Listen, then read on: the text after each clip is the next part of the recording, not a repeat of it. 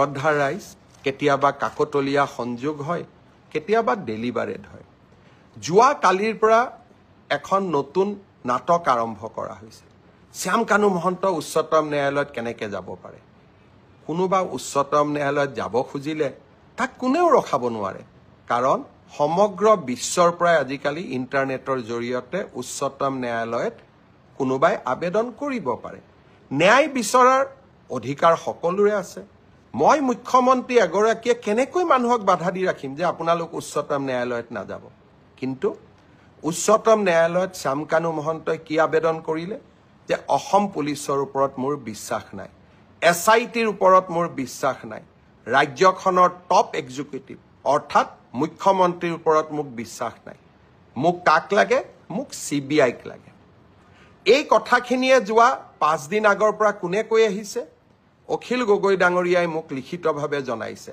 যে অসম পুলিচৰ ওপৰত মোৰ আস্থা নাই মুখ্যমন্ত্ৰীৰ ওপৰত মোৰ আস্থা নাই CBIত এই তদন্ত দিব লাগে দেৱব্ৰত শইকীয়াই লিখিলে ৰাষ্ট্ৰপতিক যে এই তদন্ত CBIক দিব লাগে আৰু এতিয়া শ্যাম কানু মহন্তই লিখিলে যে এই তদন্ত CBIক দিব লাগে এয়া কাকতলীয়া সংযোগ নে এয়া এক প্ৰকাৰ ষড়যন্ত্ৰ তাক মই নাজানো কিন্তু শ্যাম কানু মহন্ত অখিল গগৈ দেৱব্ৰত শইকীয়া কোনেও অসম পুলিচক বিশ্বাস নকৰে কিন্তু এই অসম পুলিচে আজি ছিংগাপুৰত হোৱা ঘটনা এটাকো আমি তদন্তৰ আওতালৈ আনি 4জনকৈ ব্যক্তিক আমি আজি জেলৰ হাজতত ৰাখিবলৈ সক্ষম হৈছো SITক অসম পুলিচক শ্যাম কানু মহন্তয়ো বিশ্বাস নকৰে অখিল গগৈও বিশ্বাস নকৰে দেৱব্ৰত শইকীয়াও বিশ্বাস নকৰে এয়া কাকতলীয়া সংযোগ